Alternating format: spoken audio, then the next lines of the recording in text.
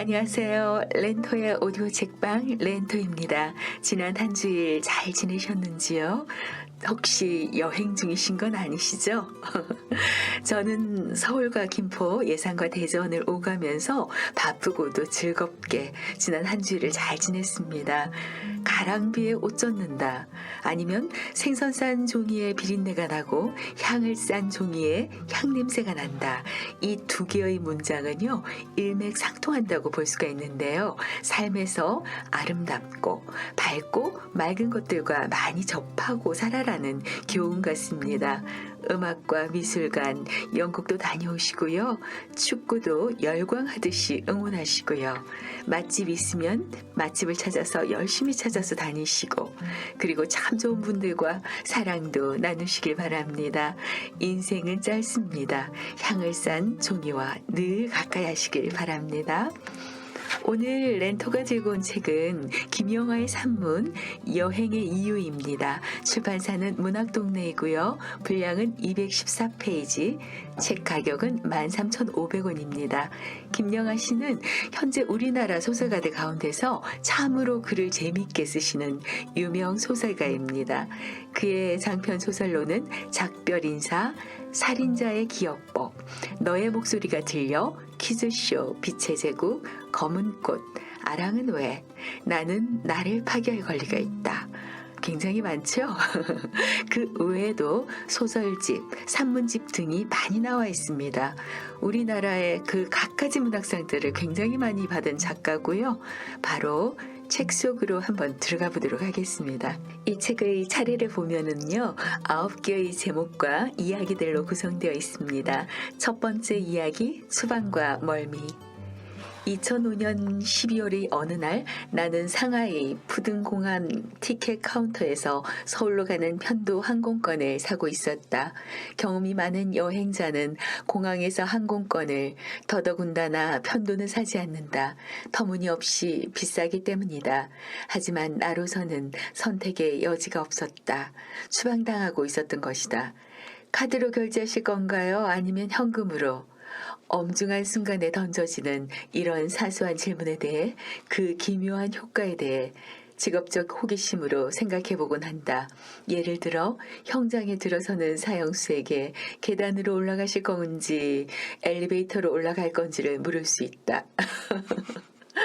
인간은 질문을 받으면 답을 하도록 훈련되어 있다. 예정된 죽음이라는 절체절명의 순간에도 인간은 약간의 고심을 할 수 있고 눈앞에 닥쳐온 진짜 문제를 잠시 망각할 수 있다. 그렇다면 여행기란 본질적으로 무엇일까? 그것은 여행의 성공이라는 목적을 향해 집을 떠난 주인공이 이런저런 시련을 겪다가 원래 성취하고자 했던 것과 다른 어떤 것을 얻어서 출발점으로 돌아오는 것이다. 마르코 폴로는 중국과 무역을 해서 큰 돈을 벌겠다는 목표를 가지고 여행을 떠났지만 이 세계가 자신이 생각해왔던 것과 전혀 다르다는 것, 세상에는 다양한 인간과 짐승, 문화와 제도가 존재한다는 것을 깨닫고 돌아와 그것을 동방견문록으로 남겼다. 여행담은 인류의 가장 오래된 이야기 형식이기도 하다. 주인공은 늘 어딘가 먼 곳으로 떠난다. 로널드 B. 토비아스는 인간의 마음을 사로잡는 20가지 플롯에서 추구의 플롯을 세상에서 가장 오래된 플롯이라고 소개한다. 주인공이 뭔가 간절히 원하는 것을 찾아 떠나는 이야기들로 탐색의 대상은 대체 주인공의 인생 전부를 걸만한 것이어야 한다. 7번째 이야기는요, 아폴로 8호에서 보내온 이야기입니다. 내가 세상에 나온 지 한 달 뒤인 1968년 12월 인류는 처음으로 달 궤도를 돌았다. 아폴로 8호였다. 당시에는 대단했지만 다음 해 아폴로 11호가 달에 착륙하자 모든 스포트라이트가 거기로 옮겨가 버렸다. 그러나 아폴로 8호의 3명의 승무원들은 인류 최초로 달의 뒷면을 목격한 인물들이었다. 무엇보다 이들은 지구라는 행성이 달 표면에서 떠오르는 장면을 처음으로 촬영하기도 했다. 달 궤도에 성공적으로 진입해 네 바퀴 쬐를 돌고 있을 때 이들은 자신이 떠나온 행성이 달 표면에서 떠오르는 모습을 목격하고 셔터를 눌렀다. 마침 크리스마스 이브였고 그것은 지구에 남겨진 다른 인류에게 보내는 조금은 당황스러운 선물이었다. 이제는 너무도 익숙한, 그러나 당시로서는 매우 충격적이었던 이 이미지 속에서 지구는 우주의 깊은 어둠 속에 홀로 떠 있는 작고 외로운 푸른 구슬에 불과했다. 그러나 그 작은 구슬이 그들이 살아서 돌아가야 할 곳이었고 사랑하는 모든 것들이 남겨져 있는 우주의 유일한 안식처였다. 시인 아치볼드 맥클리시는 아폴로 8호가 달 궤도에 진입한 다음 날인 크리스마스에 발행된 뉴욕타임스에 저 끝없는 고요 속에 떠있는 작고 푸르고 아름다운 지구를 있는 그대로 본다는 것은 바로 우리 모두를 지구의 승객으로 본다는 것을 의미한다고 했다. 인류가 지구의 승객이라는 비유는 지금으로서는 진부하게 들릴지 몰라도 당시에는 읽자마자 무릎을 칠 만한 것이었다. 승객은 영원히 머물지 않는다. 왔다가 떠나는 존재일 뿐이다. 맥클리시는 이어서 우주의 이 끝모를 차가움 속에서 우리 자신을 형제, 서로가 형제임을 진실로 아는 형제라고 표현했다. 지구가 고작 아이들이 가지고 노는 장난감 구슬처럼 보인다는 것을 알았을 때 시인은 자존심을 다친 것이 아니라 오히려 그렇기에 지구라는 작은 행성, 푸르게 빛나는 우주의 오아시스와 우리 서로를 모든 동식물을 같은 행성에 탑승한 승객들이자 동료로 소중히 여겨야 한다고 암시한 것이다. 인생을 여행으로, 인간을 여행자로 비유한 것이 그때가 처음은 아니었다. 동서고금의 수많은 시인과 자객들이 그렇게 노래했다. 우리나라에서 가장 널리 알려진 것으로는 최희준의 하숙생이 있을 것이다. 인생은 나그네 길 어디서 왔다가 어디로 가는가. 인류는 오래전부터 인생이 여행과 닮았다고 생각했다. 어디선가 오고 여러 가지 일을 겪고 결국은 떠난다. 우리는 극단적으로 취약한 상태로 지구라는 별에 도착한다. 그렇기 때문에 인생이라는 여행은 먼저 도착한 이들의 어마어마한 한대에 의해서만 겨우 시작될 수 있다. 신생아는 자기가 도착한 나라의 말을 모른다. 부모와 친척들이 참을성을 가지고 몇 년을 도와야 비로소 기초적인 언어를 익힐 수 있다. 부모는 아이가 세상을 나아갈 준비가 될 때까지 아무 대가를 바라지 않고 먹여주고 입혀주고 재워준다. 충분히 성장하면 인간은 지구에 새로 도착한 여행자들을 환대함으로써 자신이 받은 것을 갚는다. 그리고 그들이 떠나갈 때 남아있는 이들은 나름의 방식으로 그들을 환송한다. 지구상의 거의 모든 문명은 마치 다른 세계로 떠나는 여행자를 배웅하듯이 망자를 대한다. 관 속에 노잣돈이나 길동무 인형을 넣어준다.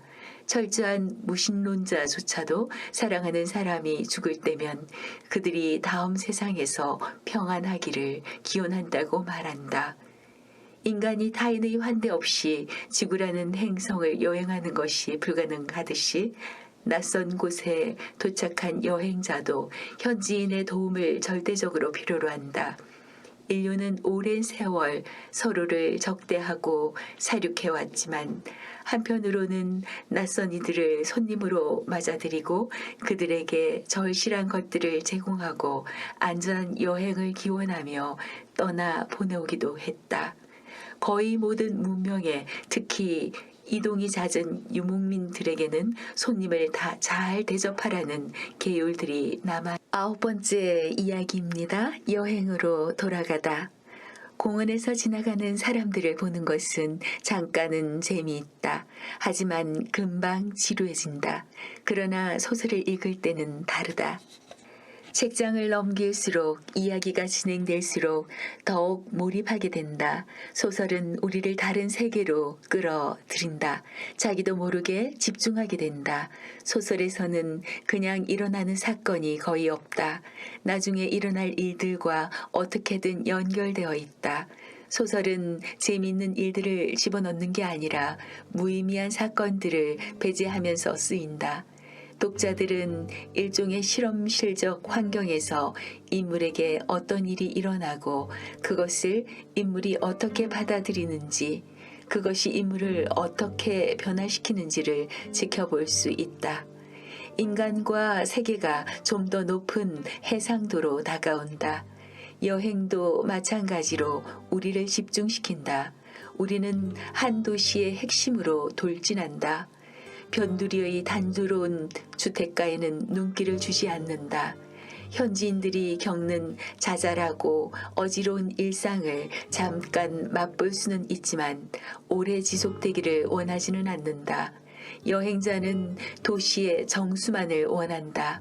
촉각을 곤두세우고 주변에서 일어나는 모든 일을 살핀다. 현지인들은 심드렁하게 지나치는 건물과 거리에도 카메라를 들이대고 사진을 찍어댄다. 여행에서 보고 듣고 만지는 모든 것들은 모두 유기적으로 연결되어 있는 것처럼 느껴진다. 인간은 왜 여행을 꿈꾸는가? 그것은 독자가 왜 매번 새로운 소설을 찾아 읽는가와 비슷할 것이다. 여행은 고되고 위험하며 비용도 든다. 가만히 자기 집 소파에 드러누워 감자칩을 먹으며 텔레비전을 보는 게 돈도 안 들고 안전하다. 그러나 우리는 이 안전하고 지루한 일상을 벗어나 여행을 떠나고 싶어 한다. 거기서 우리 몸은 세상을 다시 느끼기 시작하고 경험들은 연결되고 통합되며 우리의 정신은 한껏 고양된다. 그렇게 고양된 정신으로 다시 어지러운 일상으로 복귀한다. 아니, 일상을 여행할 힘을 얻게 된다라고도 말할 수 있다. 지금까지 소설가 김영하의 산문 여행의 이유 함께 하였습니다. 지방 국립대학 도서관 앞에 이런 글귀가 있었어요. 여행은 서서 하는 독서이고 독서는 앉아서 하는 여행이다. 렌토의 오디오 책방, 여행은 즐거우셨는지요? 아니면 지루하셨는지요? 다음엔 더 재미있게 진행하도록 하겠습니다. 함께 해주셔서 감사합니다. 저는 렌토입니다.